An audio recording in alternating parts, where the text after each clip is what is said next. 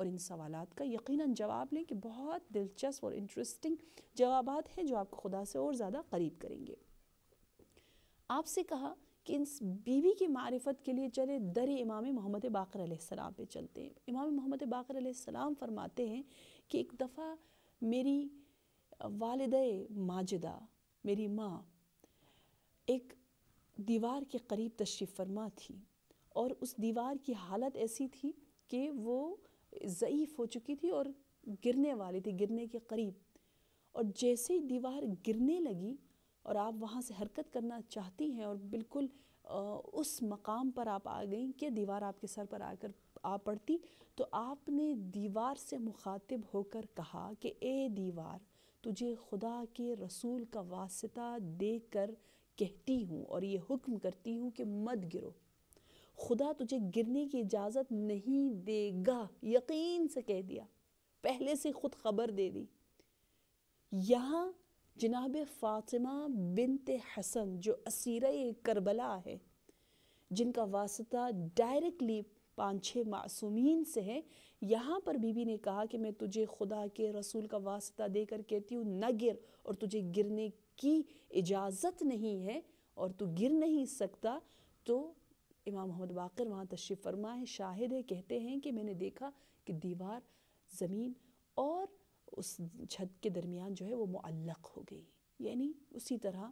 لٹک رہی ہے، زمین پر نہیں گری، یہاں تک کہ میری والدہ جو ہے وہ وہاں سے گزر گئی، چلی گئی، دور ہو گئی۔ جب یہ حالت دیکھی تو کہتے ہیں میرے والد نے، یعنی امام سجاد علیہ السلام نے، جو قرۃ عین الناظرین ہے، جس کو دیکھ کر ہر دیکھنے والے کی آنکھوں کی جو ٹھنڈک ہے، جو عبادت، جو قرب الہی، جو ان کا عمل ہے لوگوں کو بہت زیادہ لطف اندوز کر رہا ہے، وہ ہے امام سجاد۔ کہتے ہیں امام سجاد علیہ السلام نے شکرانے کے طور پر 100 دینار صدقے میں دیے۔ اور نہ صرف امام باقر، نہ صرف امام سجاد یہ عظمتیں بیان کر رہے ہیں، بلکہ امام صادق علیہ السلام، آپ کے پوتے بھی کہتے ہیں کہ میری جدہ فاطمہ بنت حسن کانت صدیقہ۔ صدیقہ صادقہ سے مختلف ہے، ہم کہتے ہیں یہ شخص صادق ہے، سچا ہے، یہ مؤمنہ، یہ خاتون صادقہ ہے، سچی ہے، یعنی اس کی باتیں، اس کا عمل سب کچھ سچ کہہ رہا ہے۔ لیکن صدیق عربی زبان میں جو مبالغے کے لیے ہوتا ہے، کسی چیز کو بہت زیادہ آپ ایمفسائز کرنا چاہیں اس کے لیے ہوتا ہے۔ صدیق یعنی وہ اپنے تمام وجود کے ساتھ، اپنے تمام کردار کے ساتھ جو ہے وہ امامت، ولایت، نبوت، توحید، تمام چیزوں کی تصدیق کر رہی، تصدیق کے جو عروج پر ہو، کمال پر ہو، اور دوسروں کو بھی اپنے عمل کے ذریعے مصدقین میں سے جو بنائے اسے صدیقہ کہا جاتا ہے۔ تو جو امام خود صادق ہے، امام صادق علیہ السلام، وہ کہہ رہے ہیں میری جدہ صدیقہ ہیں، لم تدرک فی آل حسن امرأۃ مثلہا، کہ آل حسن میں ایسی خاتون آپ کو ہرگز اس کی نظیر، اس کا بدیل، اس جیسی خاتون آپ کو بالکل نہیں ملے گی۔ تو یہ سیرت ہے جناب فاطمہ بنت حسن کی۔ ہمیشہ کی طرح میں کہوں گی کہ ان کے باقی فضائل ہم تک نہیں پہنچے، جیسے کہا ہے ام یحسدون علی ما آتاہم اللہ من فضلہ، کہ کچھ لوگ حسد کی وجہ سے دشمن، اور دوست جو ہے وہ خوف کی وجہ سے، دوستوں نے اور دشمنوں نے حسد کی وجہ سے فضائل اہل بیت علیہ السلام کو ہم سے دور اور چھپائے رکھا، اور ہم تک بہت محدود معلومات ملی ہیں۔ فاطمہ بنت حسن کی معرفت کے بعد ہم چلتے ہیں ایک اور بی بی کی طرف، جو بی بی ہمیں اس انداز سے نظر آ رہی ہیں، کیونکہ اگر آپ خواتین کربلا کو دیکھیں تو ہم نے یہ دیکھنا یہ ہے کہ وہ خواتین جن کا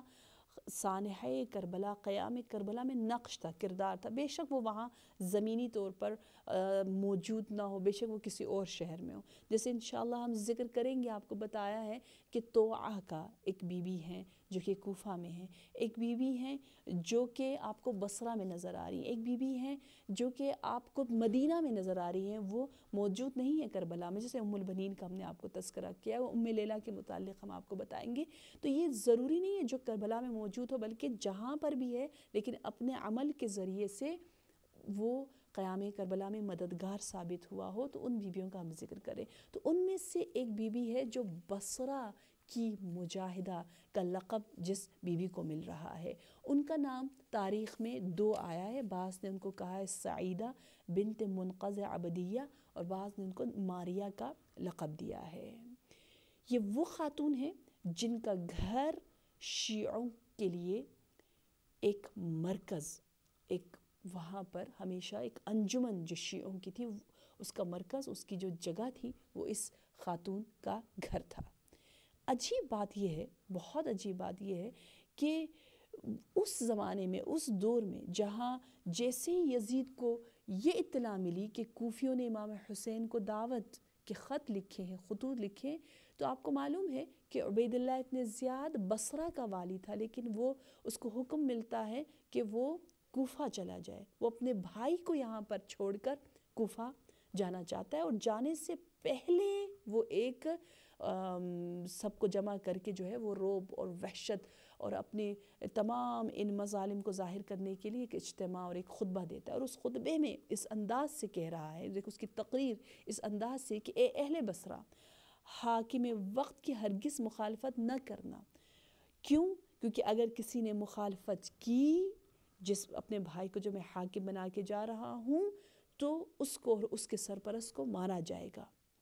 اور غائبین حاضرین کو اس کی اطلاع دے دے اور ہمارے حکم کو بتا دے کہ جو بھی امام حسین اور ان کے انقلاب کی حمایت کرے گا وہ موت کا مستحق ہے، اس کا مال اور اس کی جان جو ہے وہ مباح ہے. اس انداز سے اعلان ہونے کے بعد کوئی گھر،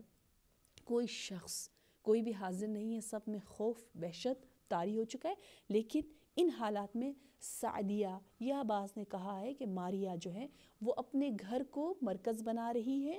محبین امام کے لیے، وقف کر رہی ہیں امام کے عاشقوں کے لیے، امام کی تحریک کے لیے، وہاں پر نصرت کے لیے وہاں پر جو ہے وہ جلسات ہو رہے ہیں، میٹنگز ہو رہی ہیں. یہاں تک کہ اتنا پرجوش انداز سے وہاں پر گیدرنگز ہوتی تھی کہ وہ خبر عبید اللہ ابن زیاد کو جو ہے وہ جا کر کوفہ میں ملتی ہے کہ شیعوں کی ایسی انجمن ہے. تو اسے حکم دیا جاتا ہے، عبید اللہ ابن زیاد وہاں سے حکم دیتا ہے کہ اس گھر کو سخت جو ہے وہ اس پر تحت نظر رکھا جائے اور تمام راستوں کو جو ہے وہ حسین کے چاہنے والوں کے لیے بند کر دیا جائے. سعدیہ کے گھر سے جہاں پر انجمن تشکیل پائی اور بیداری ہوئی، کہتے ہیں وہاں سے یزید بن نبیت اپنے 2 بیٹوں کے ہمراہ جو ہے وہ حکومت وقت کے خلاف اور امام حق کی نصرت کے لیے امام سے ملحق ہوئے. یہ 3 افراد یعنی ابن نبیت اور اس کے 2 بیٹے سب کے سب جا رہے ہیں کربلا کی جانب، تینوں امام حسین کی جو قیام ہے اس میں شہادت کا جام نوش کرتے ہیں. تو اس انداز سے ہمیں ملتا ہے کہ یہ خاتون ایک خاتون ہے، لیکن احساس ذمہ داری کرتے ہوئے، اپنی رسپانسبلٹی کو سمجھتے ہوئے جو ہے وہ اپنے جو کر سکتی تھی اس وقت، اس کے گھر کی ضرورت تھی، اس کے مقام کی ضرورت ہے، اپنے گھر کو جو ہے وہ نثار کر رہی ہے، فدا کر رہی ہے. اور اس انداز سے وہ اپنا نام ہمیشہ کے لیے تاریخ کربلا کے ایثارگران، مجاہدوں اور محافظوں میں ثبت کروا دیتی ہیں. السلام علیکم ورحمۃ اللہ وبرکاتہ.